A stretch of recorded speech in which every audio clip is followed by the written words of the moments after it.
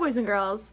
The new Gail Gibbons book I have for you today is about an animal that not many of you might know a lot about. Have you ever seen this animal before? This animal is a beaver. If I was with you, I would ask you what you know about beavers before I even started reading the book.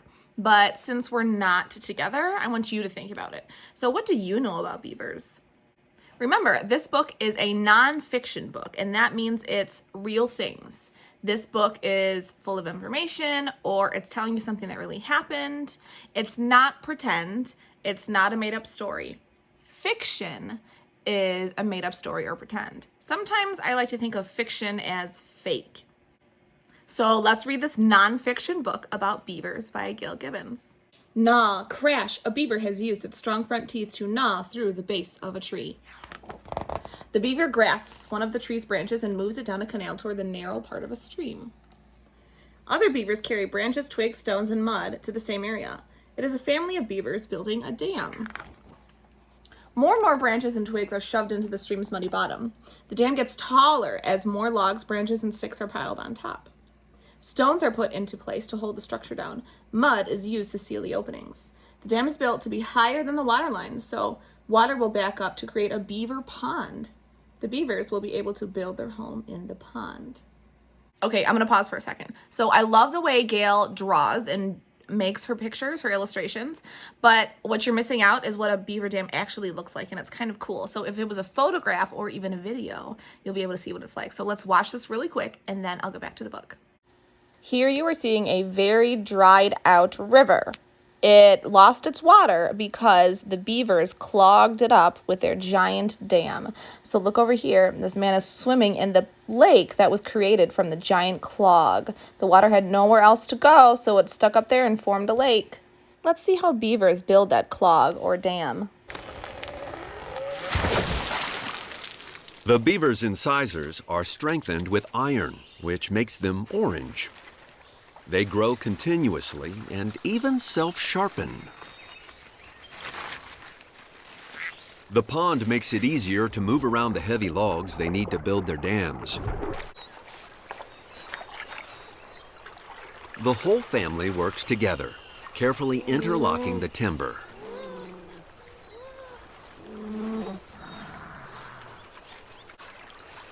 The young act as apprentice builders, learning the tricks of the trade. This is what one looks like from above. The beaver pond has now become a good size. Beavers need trees and water to survive. They use trees for building, and they eat the bark and twigs off of trees. Living in and around water protects beavers from enemies. If danger comes near, the beavers can usually dive and swim away. A beaver's home is called a lodge. Beavers begin to build their lodge by piling up stone sticks, small logs, and mud underwater. The beavers go back and forth, logging, pushing, and stacking more and more building material. An island begins to appear. Soon they have built the lodge floor with enough room for the entire family of beavers.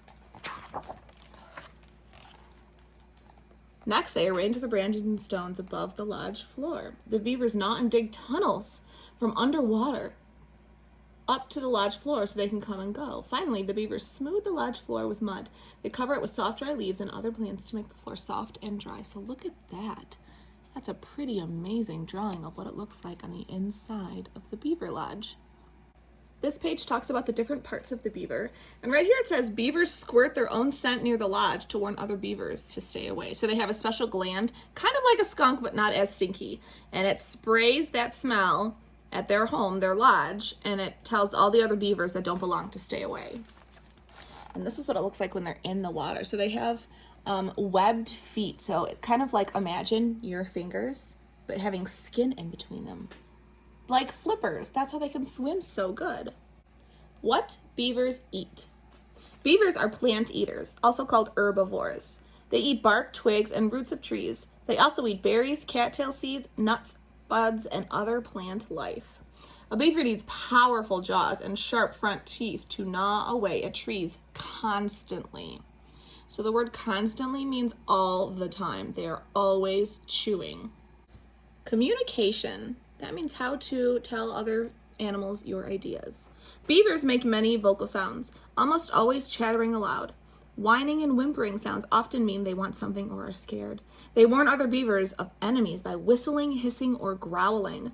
Beavers show affection or greet other beavers by nibbling on the other beaver's cheeks. They nibble each other on the cheeks to say hello. That's kind of cute. Danger! If a beaver senses an enemy nearby, whack! It slaps its tail on the water surface, making a very loud snapping sound. Other beavers go on alert. They hurry back to the lodge. This page talks about how beavers can't see very well, but they have a very good sense of smell and can find their way around easily using their nose. This talks about the family life. It says a baby beaver is called a kit. And it talks about after a few weeks, they start swimming inside the tunnels where it's safe. So they learn to swim in the lodge tunnels. And when the young beavers are about 1 year old, they have learned enough and are strong enough to help their family cut down trees. They help repair any damage done to their lodge and dam, and they stay alert to danger. So when they're 1 year old, they're practically an adult. In the fall, beavers actively begin storing their food in a pile underwater away from their lodge. This helps them keep the woody plants fresh and soft during the winter. Beavers have enemies. Their greatest enemies are humans. Beavers have been hunted for many years for their fur and their smelling scented oil. Where wetlands have been filled to create land sites for building, beaver populations have declined. So this is showing you what happens sometimes in areas where beavers and ducks and frogs live, that sometimes it's taken over and people decide to build buildings there instead. In many places, wetland preserves have been created. People often visit them hoping to see beavers and the other wildlife living in their natural environment. Their beaver populations are on the rise. People are lucky if they get to see a beaver or a group of beavers busily at work. So this is a space that's protected and no one can build there, but there's things like a deck or areas where people can go that are away from the beavers, but they can still watch and observe them. And here is the last page, beaver facts. I'll read a few of these. It says, beavers are members of the rodent family, which means their front teeth never stop growing. They always have to be chewing things to file it down. Otherwise, their teeth will grow out of their mouths. This one says beavers are nocturnal. That means they stay awake at night. This one says the largest beaver ever found weighed 115 pounds. 115 pounds? That's probably more than two of you kindergartners put together. This one says, a beaver never stops growing, but it slows down as it ages. Oh, well, that's interesting. Beavers usually live to be about 12 years old. So now that we've finished the book, I wonder what you might have learned from this. I learned some things. I really didn't know much about beavers before I read this book. And one thing I learned is that I thought the home of a beaver was called a beaver dam, but no. That dam is something that the beavers build in front of a stream to stop the water from going, to make it turn into a lake. I also did not know that beavers are nocturnal. That means they sleep during the day and they're awake at night. I also found it very interesting that beavers never stop growing. Could you imagine if humans never stopped growing?